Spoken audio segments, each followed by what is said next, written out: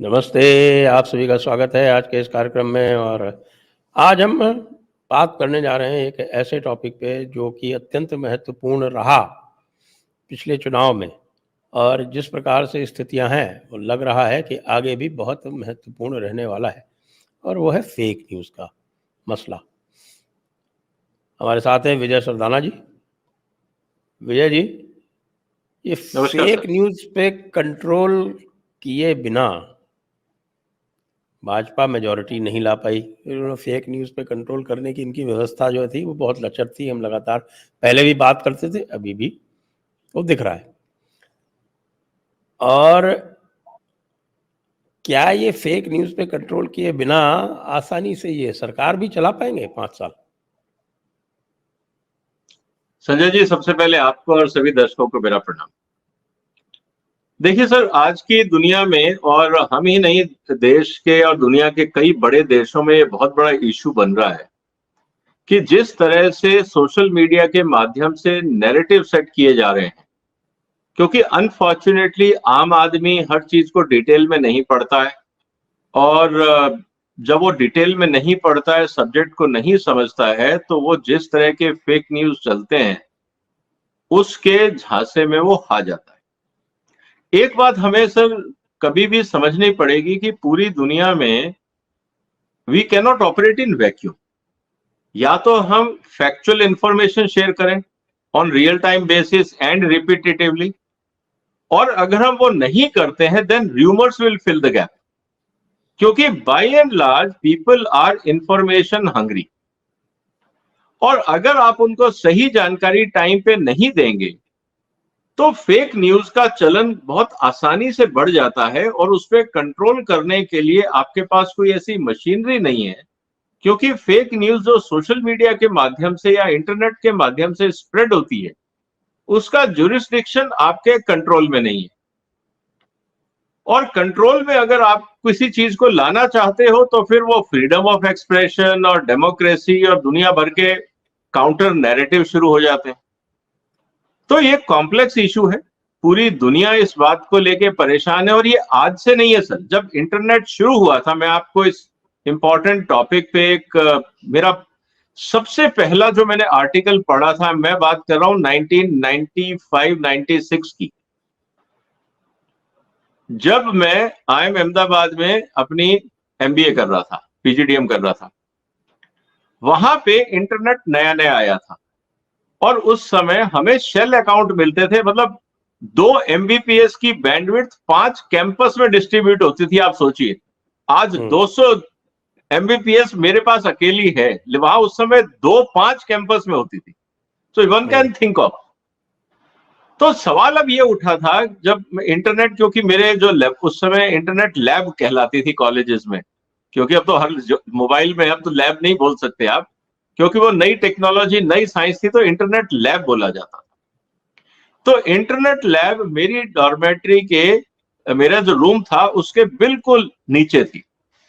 तो I was on first floor, that was on ground floor.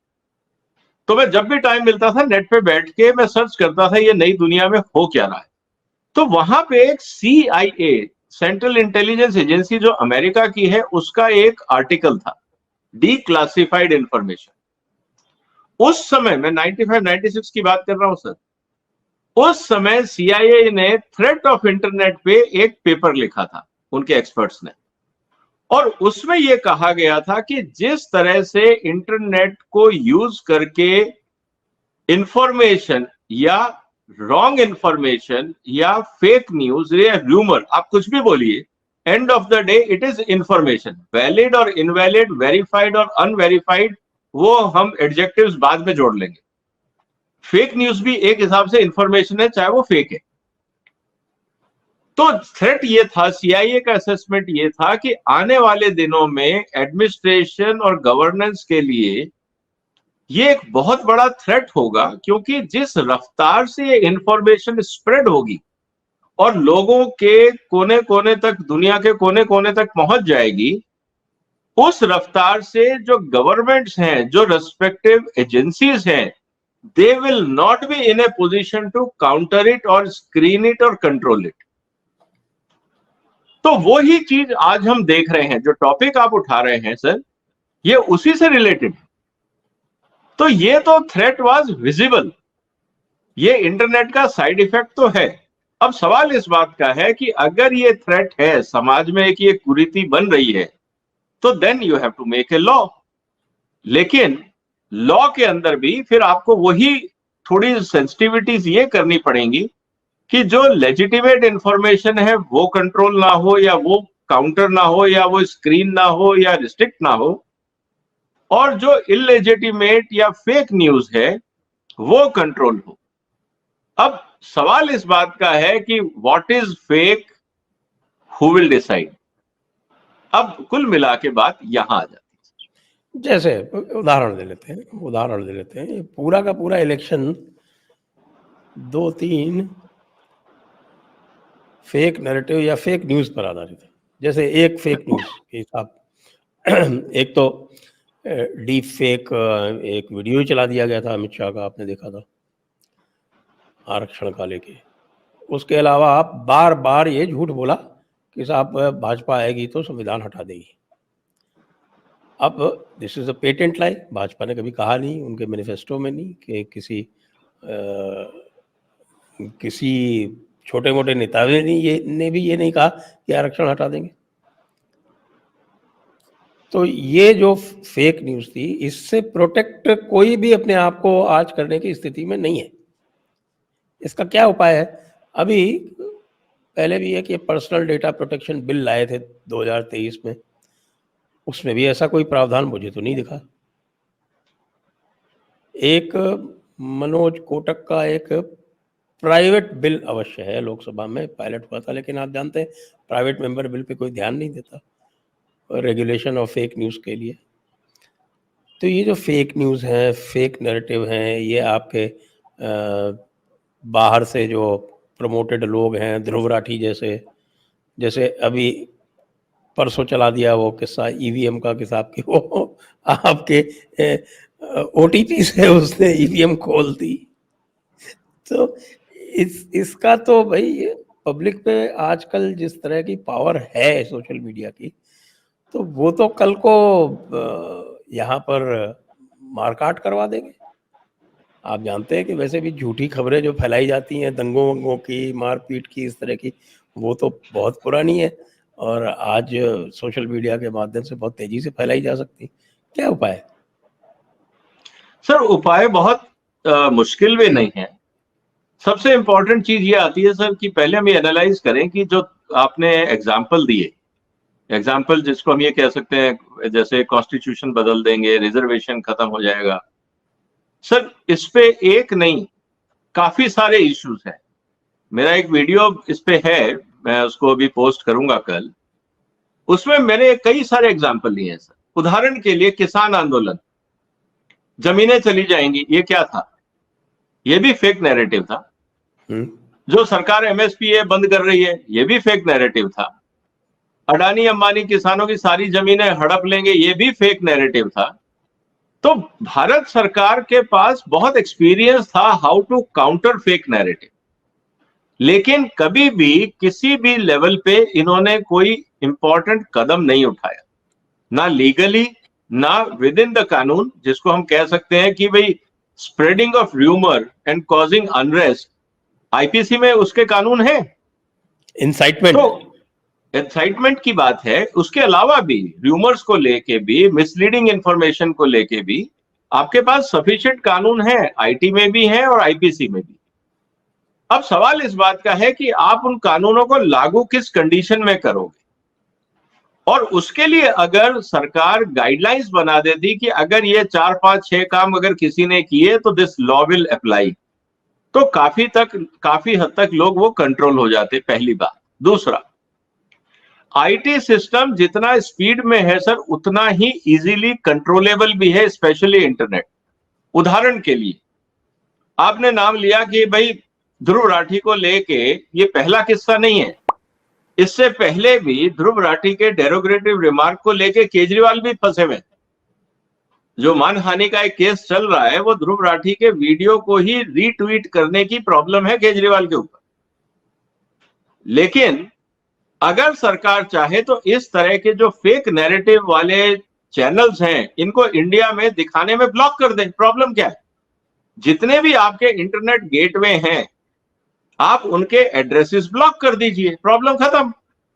इससे क्या होगा कि जिन लोगों को इंडिया में अपना मार्केट दिख रहा है वो इस बात से डरेंगे कि अगर हमने एक फेक न्यूज चलाई तो हमारा पूरा ऑडियंस ब्लॉक हो जाएगा, तो जो इनकम है वो बंद हो जाएगी।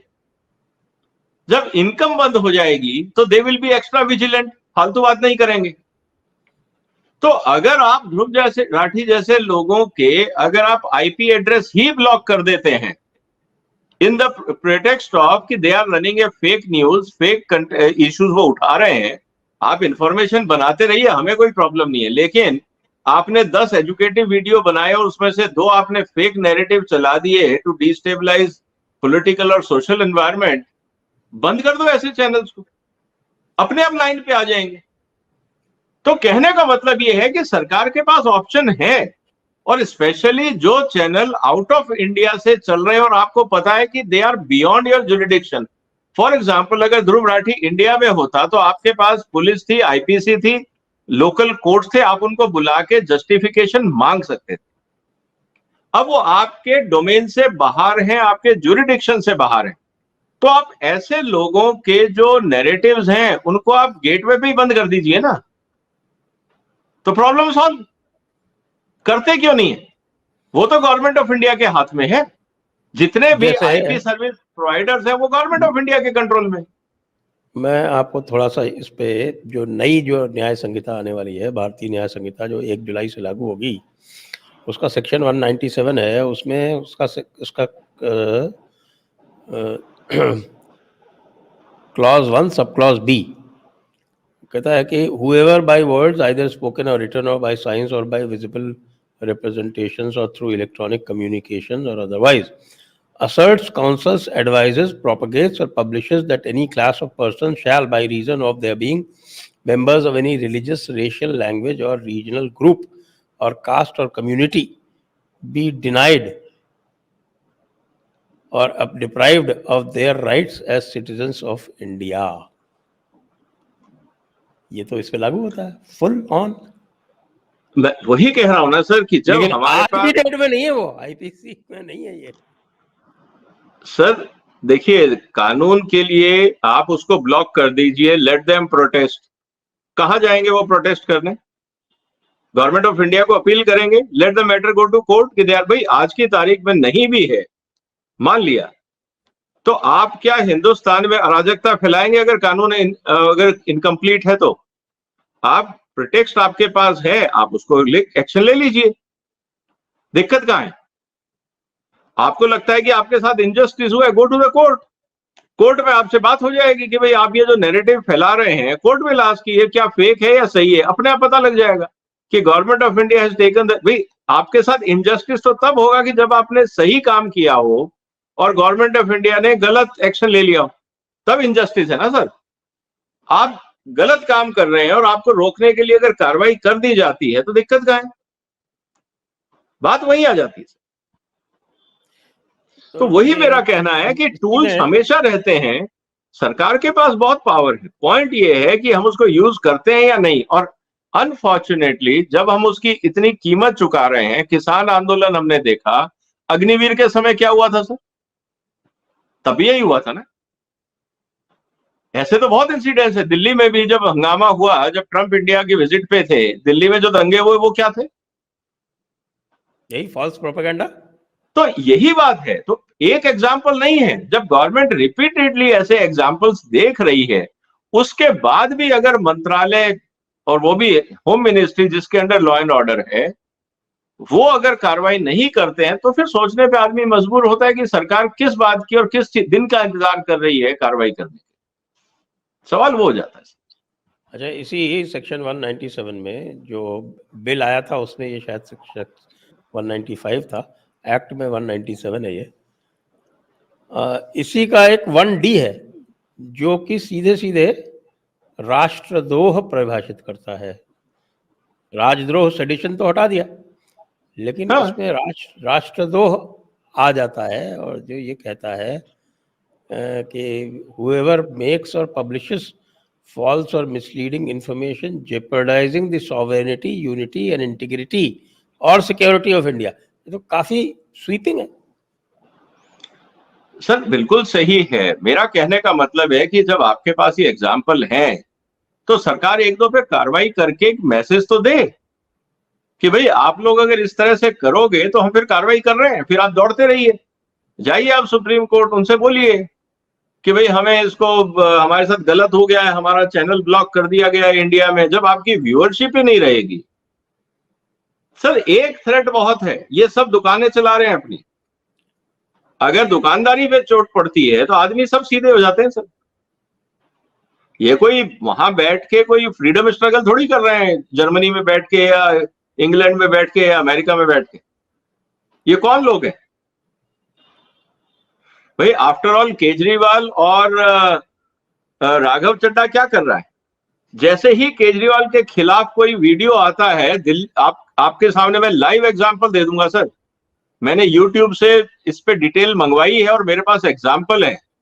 आप कुछ भी अगर राघव चड्ढा और केजरीवाल के खिलाफ YouTube पे बनाते हैं, राघव चड्ढा पंजाब पुलिस में केस फाइल करता है जलंधर में, इसके आदमी वहां से पुलिस ऑर्डर लेके ये YouTube को भेजते हैं कि देखिए ये पुलिस ऑर्डर है। लोकल मजिस्ट्रेट से ये ऑर्डर लेते हैं कि इस YouTube चैनल को ब्लॉक किया जाए या इस वीडियो को हटाया जाए, और ये YouTube से करवाते हैं। ये दिन भर बैठ के यही करते हैं और मेरे पास एग्जाम्पल है।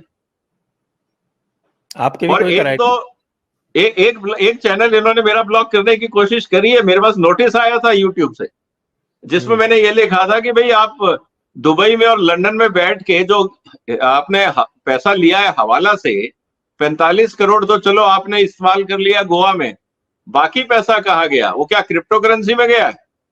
उस क्रिप्टो करेंसी वाले वीडियो को इसने ब्लॉक करवाने की कोशिश करी है और उसका नोटिस आया था मेरे पास। तो मैंने YouTube को कहा इसमें गलत क्या है? अगर क्रिप्टो करेंसी अगर नहीं है तो पासवर्ड देने में शर्म क्यों आ रही है? और वो बकायदा जब मैंने उनसे कहा कि on whose advice you are doing, तो उसमें बकायदा राघव चड्ढा का नाम है। Raghav Chadha with the help of a local SI in Jalandhar या लुधियाना और लोकल मजिस्ट्रेट से ऑर्डर करवा के YouTube को भेजा है कि इस वीडियो को ब्लॉक किया जाए। ये कर रहे हैं ये बैठ के राघव चड्ढा और केजरीवाल। Very good.